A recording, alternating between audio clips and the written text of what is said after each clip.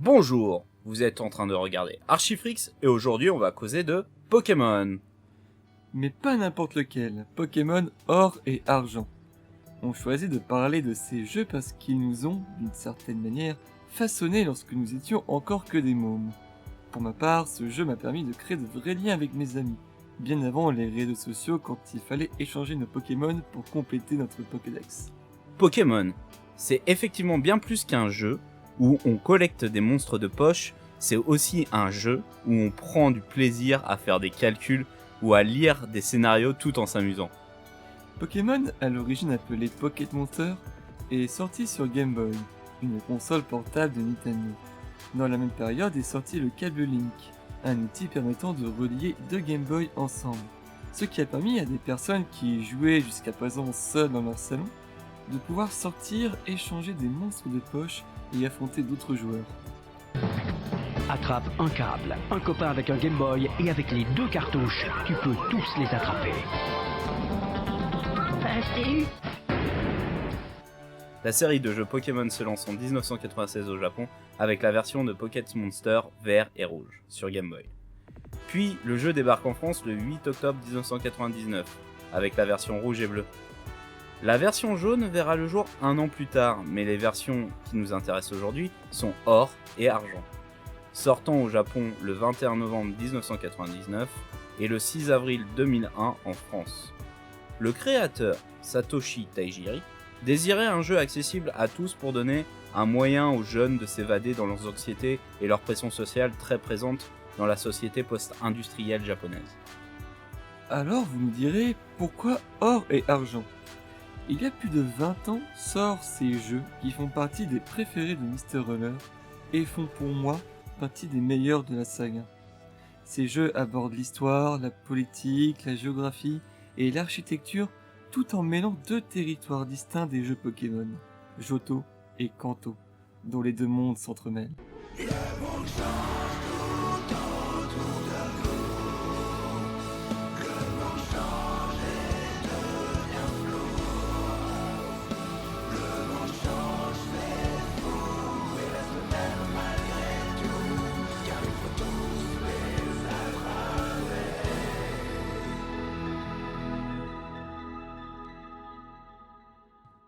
Être le plus déterminé.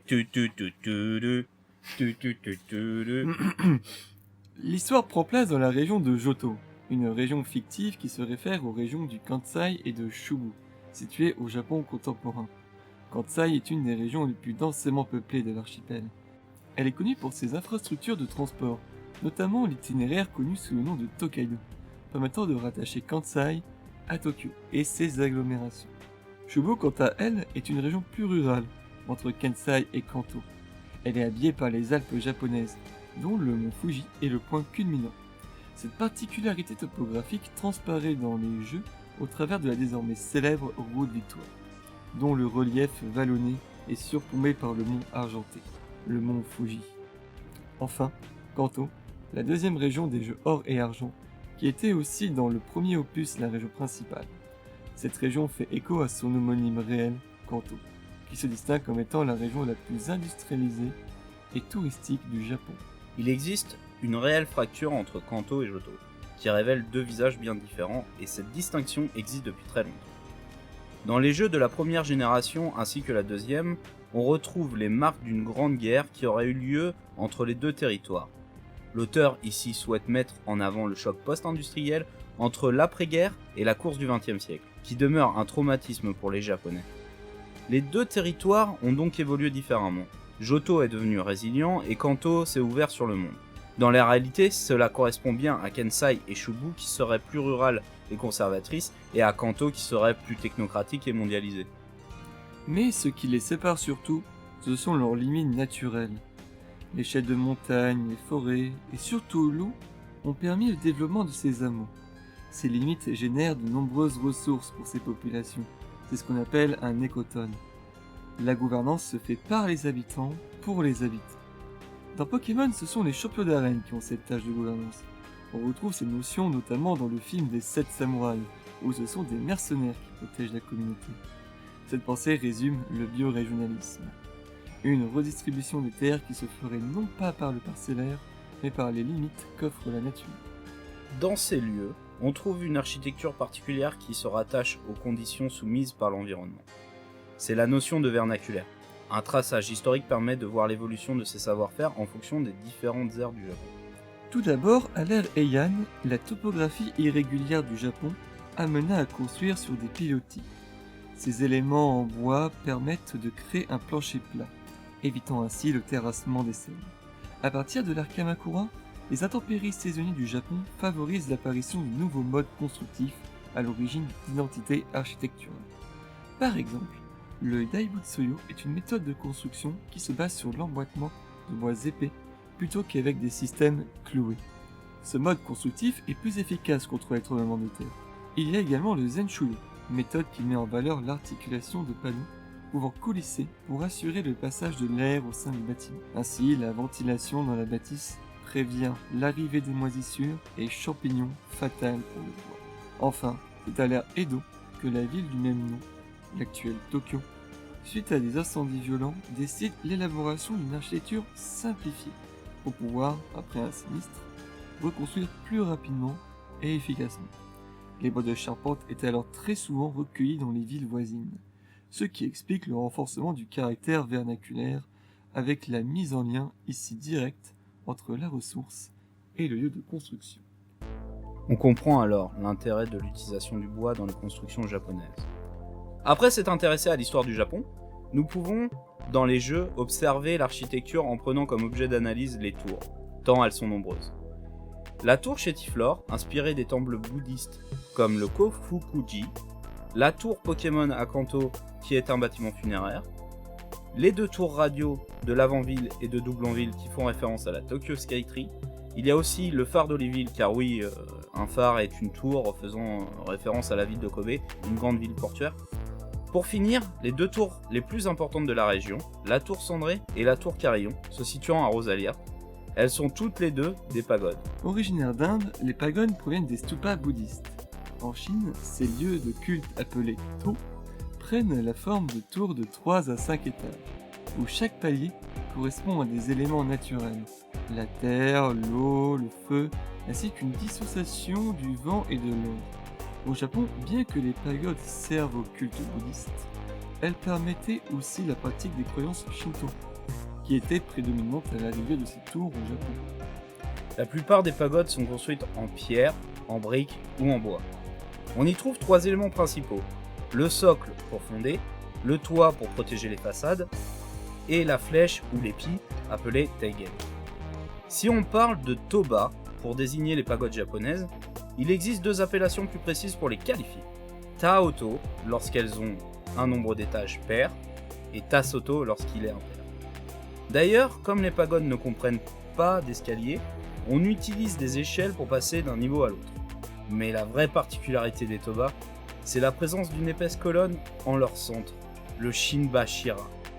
Cet élément permet à l'édifice de mieux résister aux activités sismiques très fortes au Japon.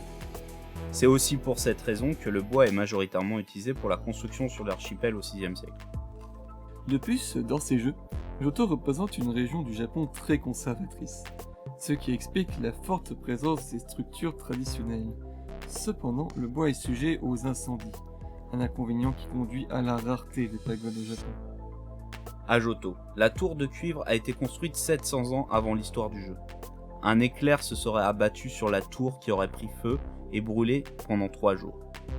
On rebaptisa ces ruines la tour Cendrée. La tour Carillon aurait également fait l'objet d'un incendie au cours duquel 3 Pokémon auraient péri.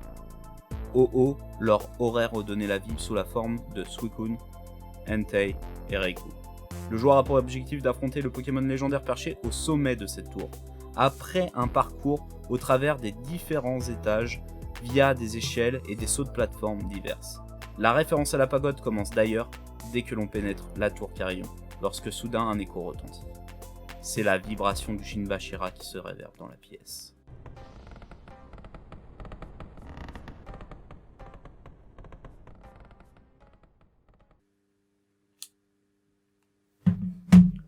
Alors, je ne comprends absolument pas comment ça fonctionne le Shinbashira. Tu dois avoir une idée, Doc. Alors c'est très simple. Il suffit de faire une petite expérience. Je vous invite à le faire chez vous. Prenez 5 bols, empilez-les à l'envers sur un plateau. Ensuite, appliquez une secousse latérale. D'un coup, la tour s'écroulera.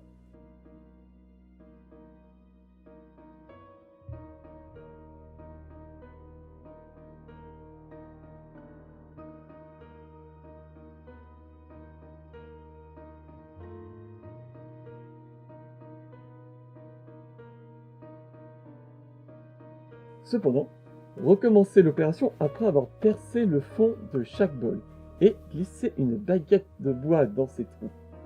Dans ce cas, la baguette simule le Shimbashira, traversant les étages. On recommence l'expérience, mais cette fois, la tour ne s'écroulera pas. Ouais, mais comment ça se fait que ça tient? Alors, monsieur Roller, encore une fois, c'est très simple. Quand on applique une force latérale à une tour, la force parcourt la structure et vient rompre celle-ci aux endroits des articulations. Cependant, avec cette méthode d'assemblage appelée le kigumi, les différents emboîtements sont tenus grâce à des chevilles en bois. Celles-ci vibrent et avec les ondes transmises ne rompent pas. La tour vibre, mais le Shimbashira maintient les paliers.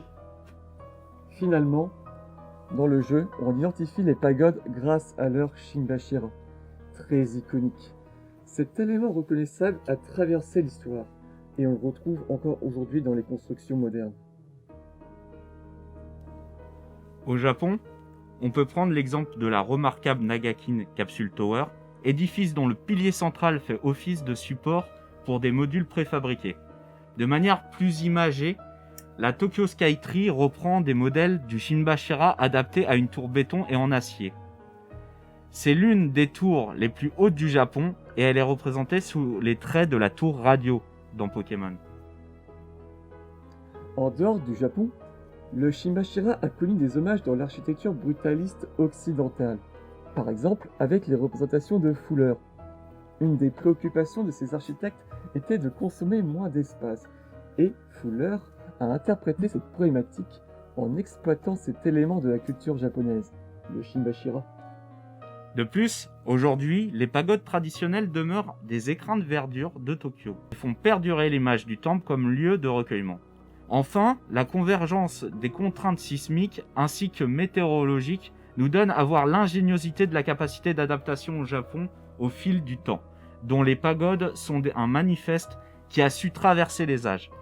À travers ce modèle d'architecture vernaculaire, le jeu a su retranscrire sa ténacité et sa dimension sacrée, au point que Ho-Oh, le Pokémon Phénix légendaire, garde lui-même le sommet de la pagode, la tour Carillon. Alors, qu'est-ce que nous a apporté Pokémon ?